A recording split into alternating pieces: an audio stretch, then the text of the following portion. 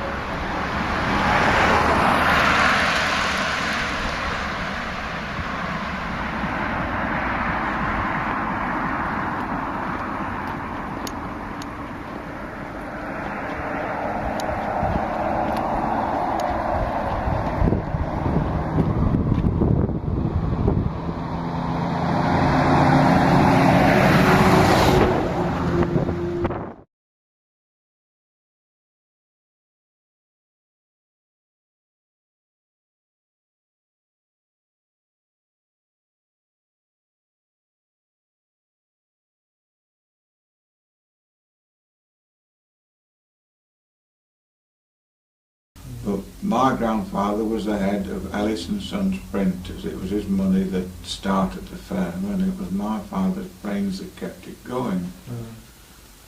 And did some work for his own works and his gas company and all the local churches and whatnot. And then when your Uncle Norman left Ena Secondary School, he was apprenticed to the family firm.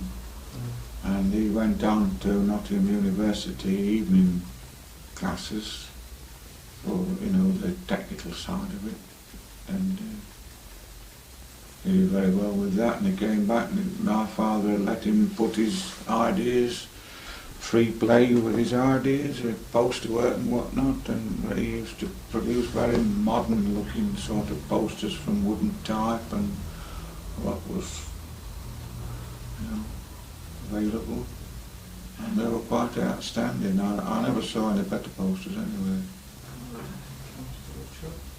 And then when he was 21, he saw this advertisement in the Baptist Times, assistant superintendent wanted for Baptist Mission Press in Calcutta. He applied for it, and they called him for interview in London, and he appeared before Candidates Board. And I asked him all about his church work and what books he'd read and all that sort of thing, apart from his technical qualifications. This was when? This was when he was 21, it had been 1930. Yeah. And one of the members of the candidate board had said, by the way, Mr. Ellis, do you play any musical instrument? And the Uncle Norman would always got a bit of a sense of humour. He immediately replied, that I regret to say, sir, that the only musical instrument that I can play is the gramophone. I thought that was a great joke. But, anyway, he sailed for India. Well, I was 19, and he sailed on the Viceroy of India.